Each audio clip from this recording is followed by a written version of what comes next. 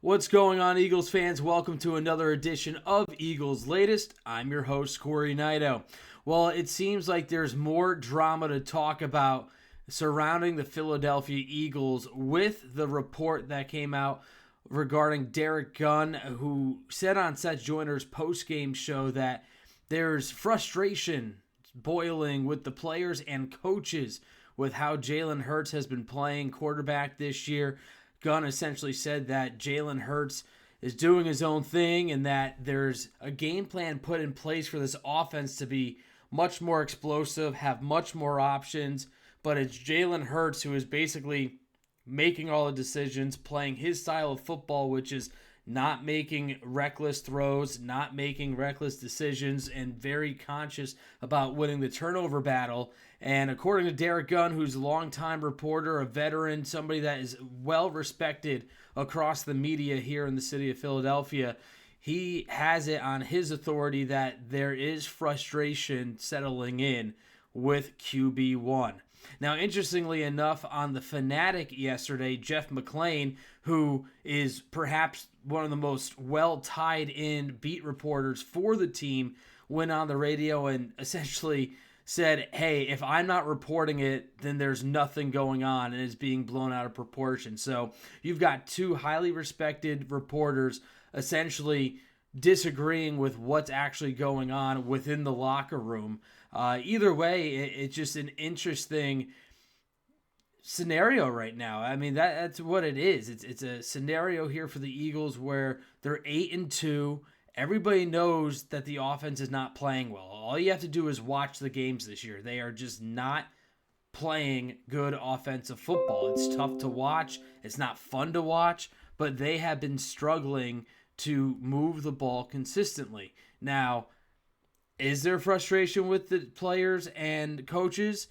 It does seem like that is true to a certain extent. I mean, we've heard A.J. Brown ad nauseum. We've heard from some of the offensive linemen how the offense just isn't where it needs to be. Lane Johnson made some comments earlier in the season. So there's definitely something behind that. But is this being leaked out from teammates, a coach? Where is this information getting leaked out of this locker room, which is supposed to be a sanctity there for the players where everything should be staying in-house? And through one of the most successful seasons in terms of wins, losses right now, they're 8-2 through the first 10 games. There's still this surrounding drama with Jalen Hurts. If he's the problem, if Kevin Patullo's the problem, the offensive line, it's just a never-ending carousel of who to pin the blame on. And my opinion is, if you're going to blame Jalen Hurts, that's fine. He did not play a good game Sunday. He has not played as well as he did in 2024. But at the end of the day, they are still winning football games. I mean, this is a fan base that yearned for good quarterback play, that was desperate to be consistent winners and winning in dominant ways and winning at the clip that they're winning at since Nick Sirianni took over, and especially over the last 2 to 3 years. So it's just funny to me when you go on X and social media and you hear all these naysayers and negativity around the team.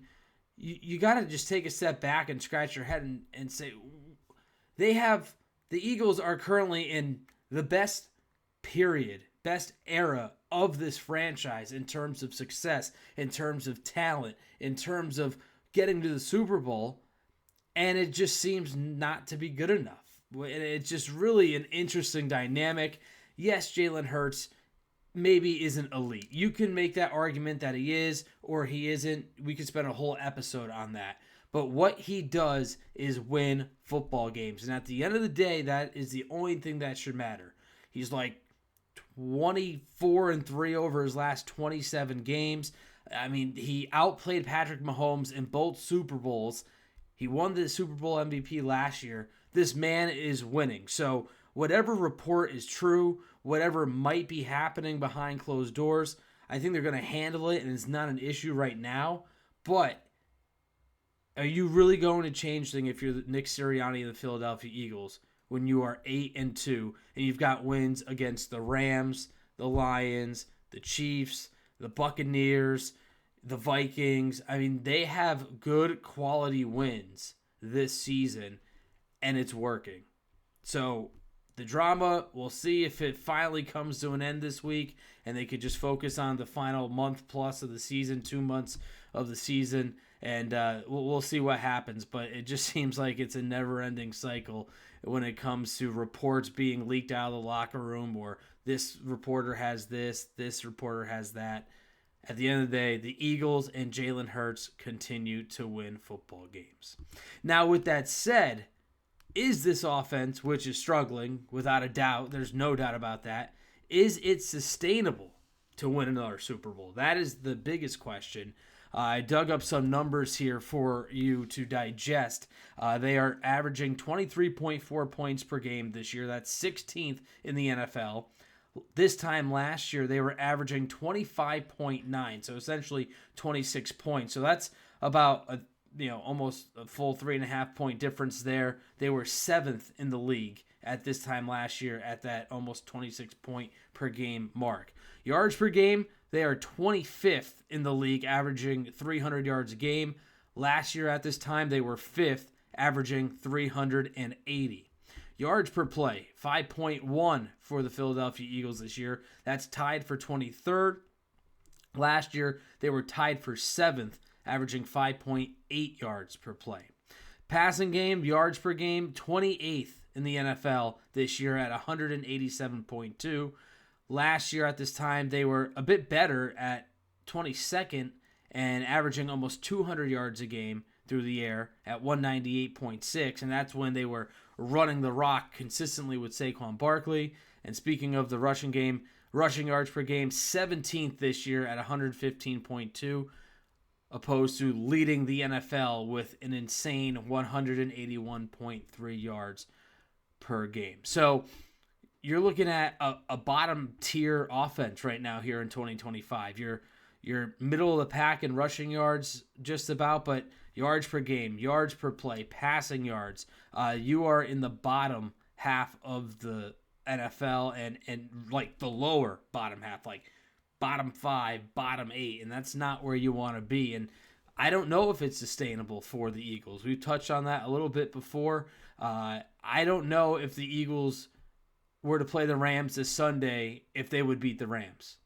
Now, I know Los Angeles had a bit of a quiet game but against Seattle this past weekend, but it was a divisional game. There are always tougher games. But this Eagles offense needs to figure it out, because I don't think it's sustainable, but it may not matter because this defense is playing so darn good. And if they get the number 1 seed, I don't know what team comes in and beats them at Lincoln Financial Field. So they still have a lot of things working for them in their favor, but they really need to get this offense figured out, and the rankings show it, the play shows it, and it just isn't a sustainable offense, in my opinion, down the road. Again, they might get lucky, they might catch lightning in a bottle, where this year it is a defensive-led team.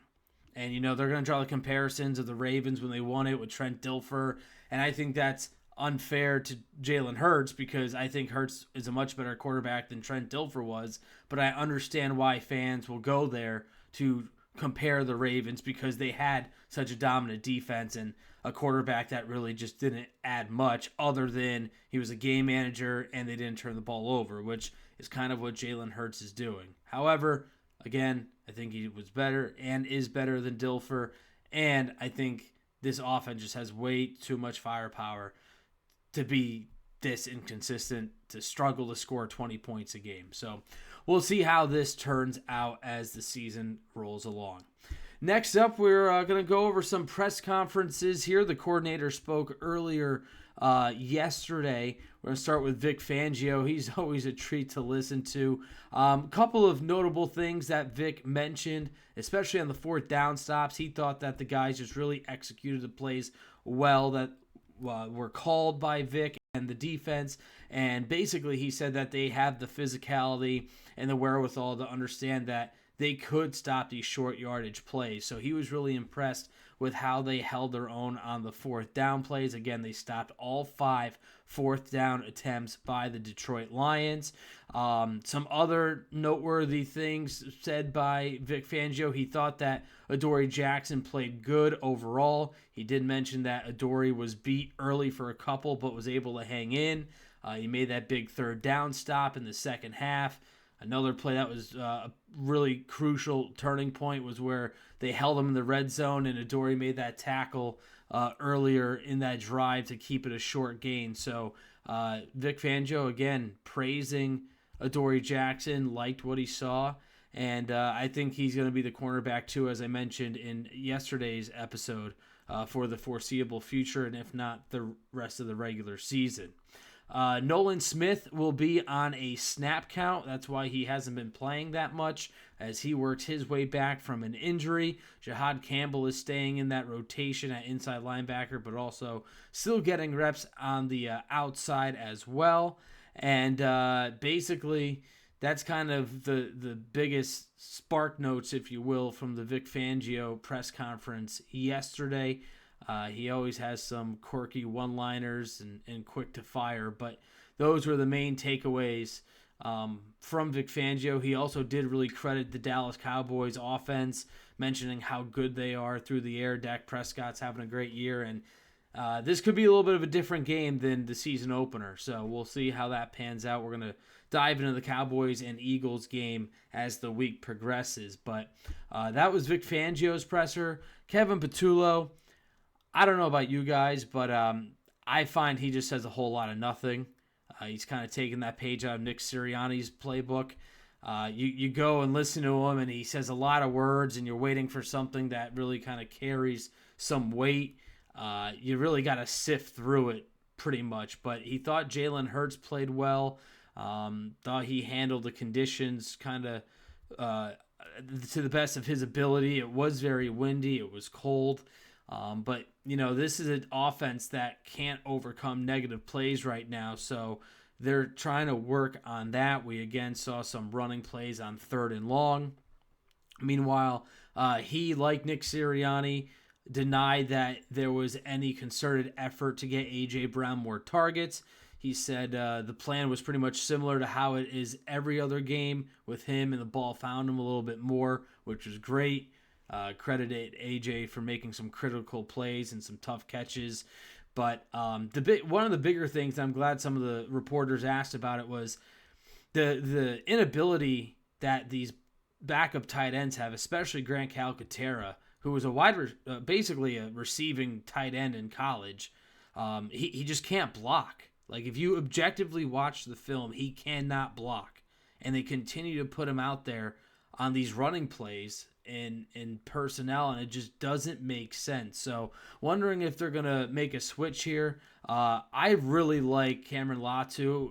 Again, he only played 1 snap on offense, and he pancaked the guy that he was blocking. So he's a menace on special teams, but maybe let's see what Latu has at the tight end position, or put him at fullback to kind of give somebody who can really block, because Calcaterra continues to just flail on blocks. He just can't hold them. And hey, that's not part of his game. So why are they continuously putting him in those situations? A bit of a head scratcher there, in my opinion. And we'll see if Kevin Patullo and the offense will figure that out as well. So we'll see what happens in that regard. Those are some of the biggest tidbits and takeaways I took from the press conferences, and that will send us over to our last topic of today's episode.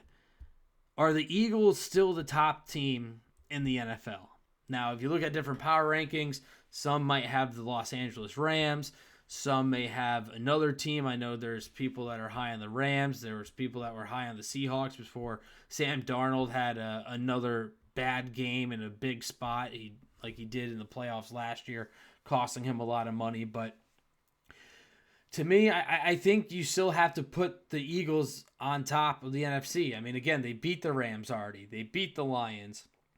They beat the Vikings. They beat the Packers. So you have to put that into consideration. Now, are they playing as well as those teams are statistically? Absolutely not. I just rattled off a handful of offensive stats to you, and the Eagles rank in the bottom half of the majority of them. So, you can argue with me and say, oh, hey, well, that doesn't make them the top team. And, I don't have a rebuttal for you there, but the overall grand scheme of things, I think the Eagles still are the best team. I think they have the best home field advantage, and right now they are positioned to take the number one seed if they continue trending in the direction that they're trending. So I think the Eagles still have a very slight margin ahead of the Rams, but I don't think Los Angeles is very far behind.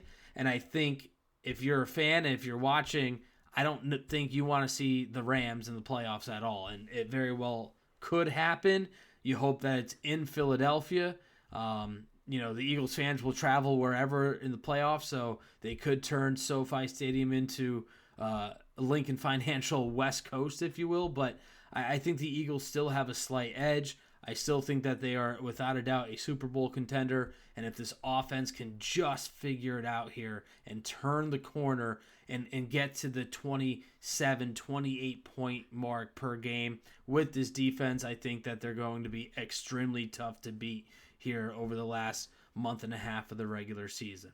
So that will just about do it for this episode of Eagles Latest. As always, thanks so much for tuning in. Make sure to subscribe, drop a like, and also leave a comment. Let me know your thoughts on the Eagles as we get closer to game day as the Eagles travel to Dallas this Sunday. Thanks so much for tuning in, and we'll talk to you tomorrow.